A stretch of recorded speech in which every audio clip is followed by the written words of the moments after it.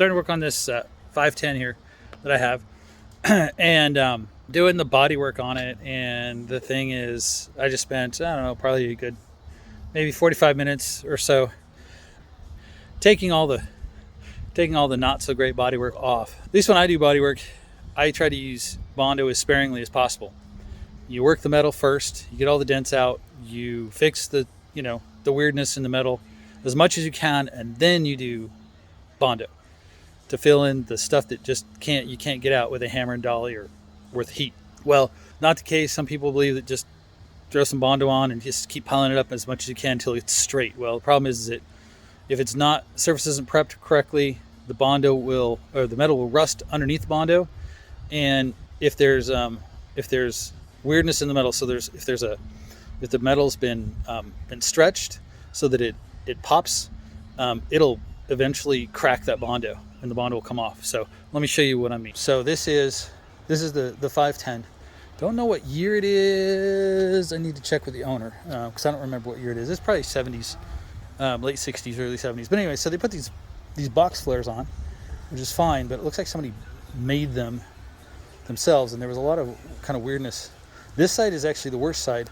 This driver's side is a little bit better in the sense that the fender itself was pretty straight. So all this was nice and straight when they started, but they got some really weird boogery welds, which is very difficult to weld in this thin sheet metal. You got to really know what you're doing and take your time. But they had the Bondo filled. They had it this whole, from this body line right here, they had this all filled up with Bondo, and then I don't know what they did here. I don't know, spot welds, rivets, something like that. But it just caused a lot. There would be a better way to weld this so that you didn't have to use as much Bondo to cover all these dents, right? And the dents also make the rest of this metal wavy. So anyway, we'll fix all that. But let me show you the other side that had a lot of Bondo in it.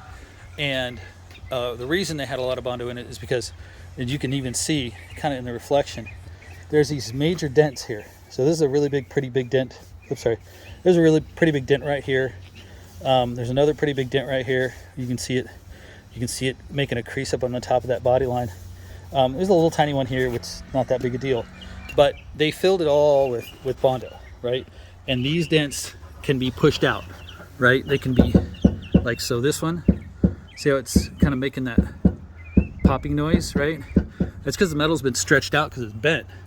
So if you shrink the metal up and you pull that dent out, then it doesn't do that. The metal's more stable. Another example of that is down here. It's even worse. So this big pop right here, watch. But where is it? Right there, see? So right there, see how it comes out so far? There it is, right there. See how it comes out like that really far? Right? Well, that's going to cause, if you put Bondo over that, that's going to flex with the vibration of the car and stresses on the car, and it's going to just crack that Bondo. It's just going to crack that Bondo, and the Bondo will crack no matter what. Even if you put that flexible Bondo in it, it's still going to crack or try to come off the metal, possibly, or you'll have to put a bunch of Bondo in. So what I'm going to do is I'm going to pull these. I'm going to pound these dents out as best I can. Apply a little heat, get them to shrink up a little bit more, right? Because if you apply heat and then you cool it off, it'll shrink the metal up. Try to do it with that down there too. I might have to put some bracing down there because I don't know how well I can fix that. But just little stuff. I mean, I think this was like a homemade thing. I'm gonna make it look good. Another thing that really bothers is this. I'll show you this body line right here. This body line really bothers me. What they did was so this is the fender. So this is the fender. It's sheet metal, and they put it over, right? And they welded it kind of all down here, and this is the end of it.